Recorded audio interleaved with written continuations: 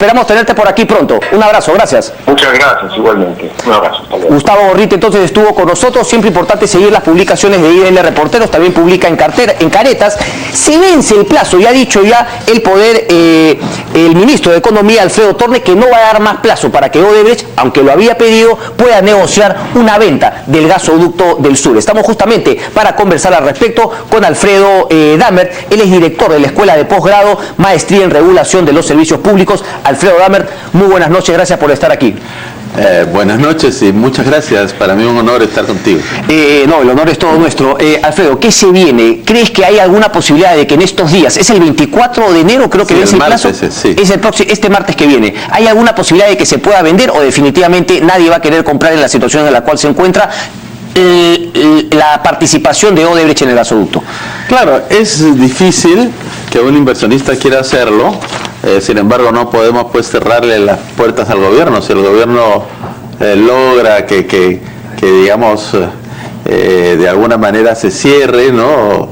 En buena hora, ¿no? ¿En buena hora? ¿Sería algo positivo, crees tú? ¿O crees que el gobierno, como algunas voces dentro del Congreso de la República planteaban, ni siquiera se debería darle la posibilidad a Odebrecht que pueda vender? Más allá de que pues se planteó que ese dinero de la venta se quedaría de alguna manera no en un fideicomiso, de que digamos no iría a manos de Odebrecht directamente. Ahí hay que ver lo que es económicamente bueno para el país y habría que evaluar indudablemente si se queda ese dinero, si se queda en el Perú para resarcir algunas cosas. No me parece que fuera malo. Okay. Hay que evaluarlo indudablemente. Ok.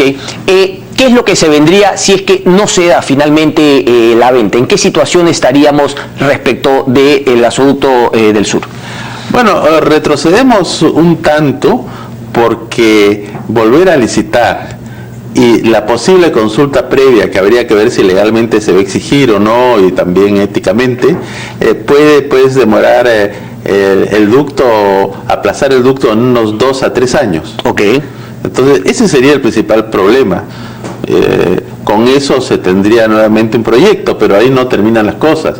Lo que sucede es que para que el ducto sea sostenible a largo plazo, así como se hizo para el ducto para Lima, se tendrían que tomar algunas medidas como facilitar que haya una planta petroquímica, alternativamente o paralelamente que haya una fábrica de hierro esponja, o lo que dijo el presidente, que él quería promover que se pusiera una fundición de cobre.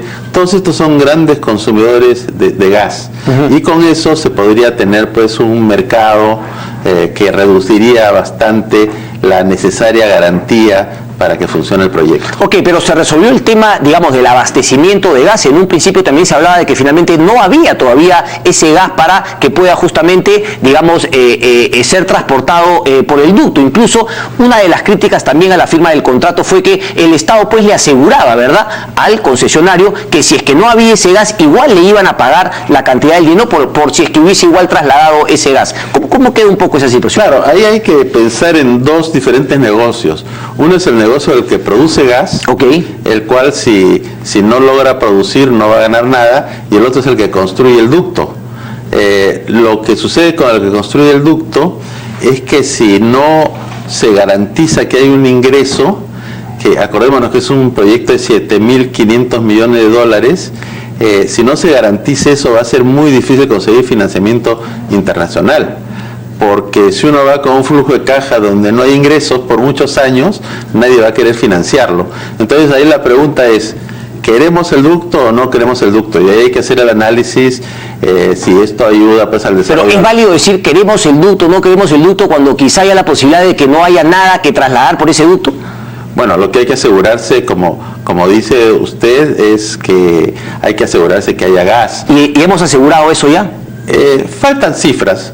Es posible que haya, pero yo no puedo asegurarte porque el gobierno tendrá que mostrar las cifras. Ok, se hablaba también de que justamente uno de los interesados en comprar la participación de Odebrecht era esta empresa china, que además tiene un lote justamente en los cuales habría ya encontrado justamente esos números que faltan todavía para asegurar que no se va a tener que pagar esta garantía y de que efectivamente va a ser viable económicamente, no de manera autónoma. Yo digo con el pago del Estado peruano. Hay algo de eso, pero aún no se ha confirmado. No se ha confirmado porque hay estos temas que conocemos conocemos de el temor que tiene cualquier empresa que luego se rescinde el contrato porque se encuentra lo que ya sabemos que se han habido malos manejos. Bueno, ¿a qué se refiere, perdón? Que si es que se confirma que han habido malos manejos en que se dé la buena pro para el ducto, la concesión se cae, entonces el que la ha comprado va a perder dinero. A eso se refiere, esa sería justamente la razón. ¿Le parece válida que el gobierno haya dicho que no iban a prescindir de esa cláusula, más allá de que, claro, los actos de corrupción los hayan hecho las empresas que justamente están intentando salir? Pero ojo que Odebrecht tenía la mayoría, pero también hay otras empresas que estuvieron también durante el proceso de firma del contrato con el Estado peruano, ¿no? Porque entiendo que Graña Montero, en una entrevista, el gerente Alvarado decía que no, que ellos no estuvieron en la parte en la cual se habría supuestamente no pagado las coimas, actos de corrupción. Claro, todos esos temas son temas complicados, pero finalmente es difícil pensar que una empresa quiera adquirir un ducto donde todavía hay incertidumbre. Okay. Yo no digo que al final, de repente con suerte, se logra que se arregle esto en estos días, pero es una tarea difícil. O sea, ¿usted cree que sería más positivo para el país que se venda el gasoducto o la participación de Odebrecht antes de llegar al día martes? Bueno, sería positivo, pero la pregunta es ¿quién lo va a comprar? Entonces, es difícil. Yo no digo que es imposible, porque a veces uno dice una cosa y pasan otras. Ahora, ¿el contrato en sí inicialmente no era perjudicial para el Estado peruano, como algunos han planteado desde el punto de vista de Alfredo Damert? ¿Era así o no? Ahí habría que hacer un análisis sobre si verdaderamente vale 7.500 millones de dólares o no. Eso es una cuestión de ingeniería y costos. Alguien tendría que hacer este análisis y de repente no es mala idea que haya un pronunciamiento al respecto, ¿no? Teniendo en cuenta los otros, digamos, y además no sabemos si es que en el camino van a aparecer las famosas adendas, que claro, no son negativas per se, pero de acuerdo a lo que hemos visto en otras obras como la Interoceánica, las adendas eran un mecanismo justamente para actos de corrupción. Me imagino que después de habernos enterado de lo que nos hemos enterado en los contratos del 2005 al 2016 o 2015, pues va a haber una corrección de ese tema, pero los 7.500 millones de dólares son únicamente para el negocio del ducto. Solamente. Y lo otro, ahí es donde estaría justamente esta garantía del Estado de pagar si es que no había gas. Es solo para el ducto. La otra parte del pozo, eso es un negocio a riesgo del inversionista.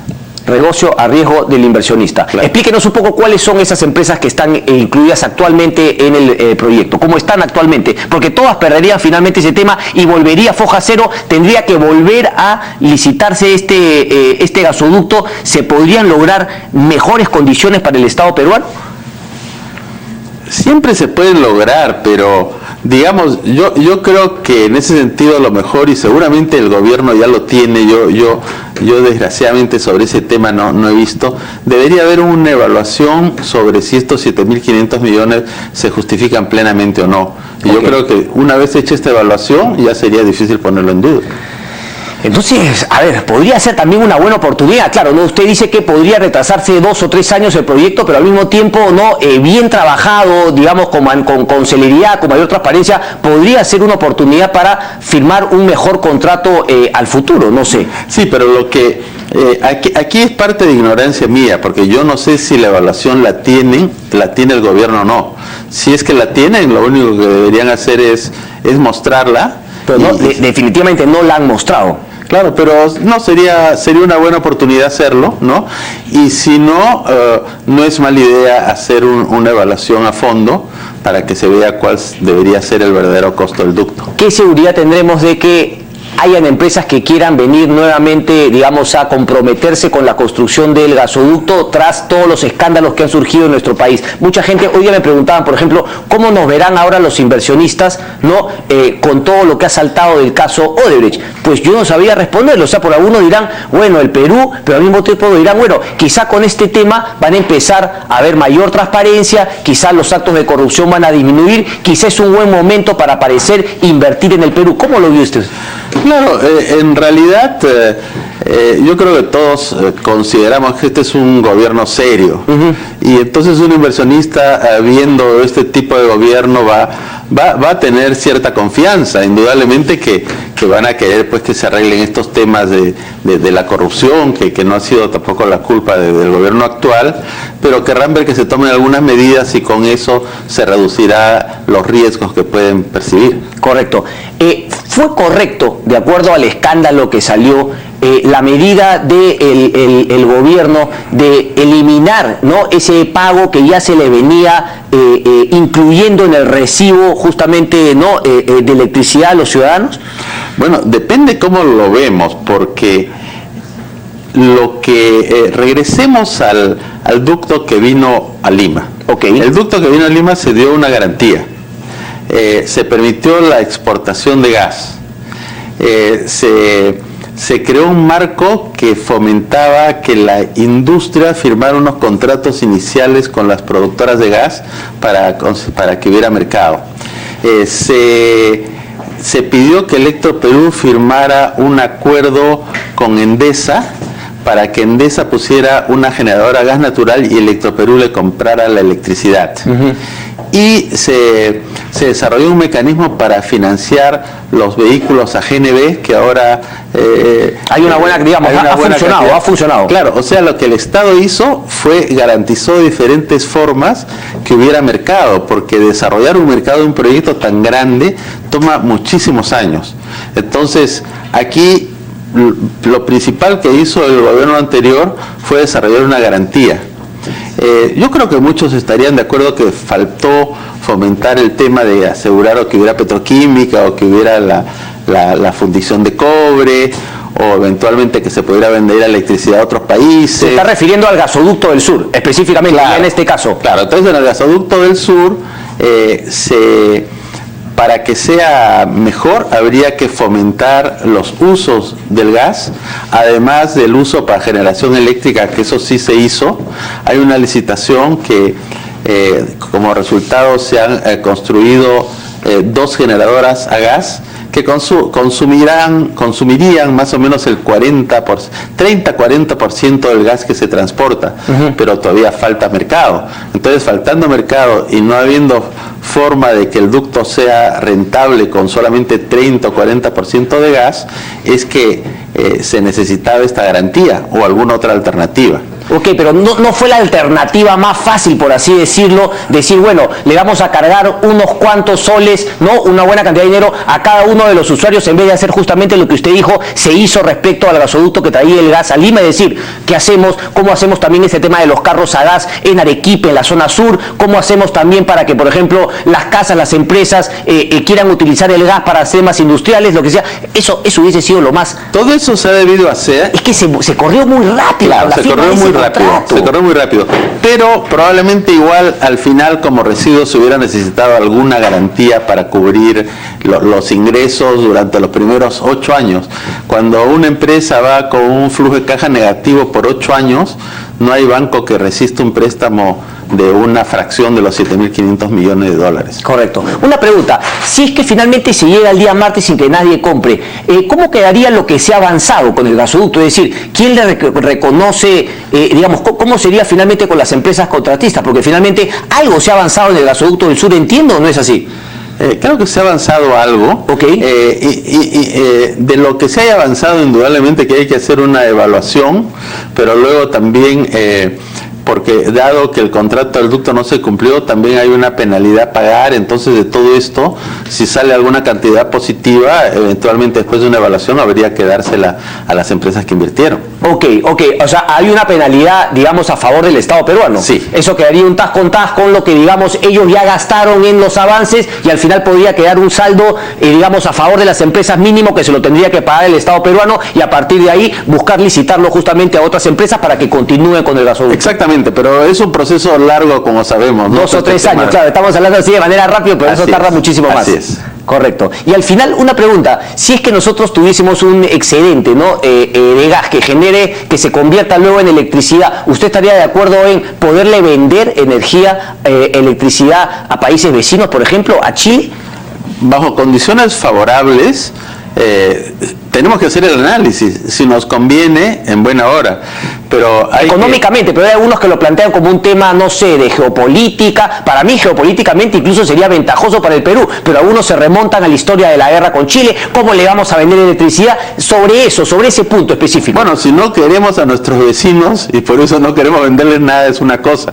Pero desde un punto de vista de interés del país, tendríamos que hacer el análisis económico. Si es que es interesante porque permite este gasoducto o nos da mayores ingresos. Pero vender electricidad, y con este acabo, ya de por sí es mucho más ventajoso para el Perú que vender el gas como se lo venimos vendiendo a México actualmente. Sí, claro. Definitivamente. Por supuesto. Alfredo Bamert, ha sido un placer tenerlo por aquí y lo tendremos más adelante seguramente. Cuando quiera, encantado. Muchísimas gracias, Alfredo Bamert. Hasta luego. Hacemos una pausa y regresamos, no se muevan, tenemos un debate picante sobre ideología de género, igualdad de género. ¿De qué vamos? Venimos con eso.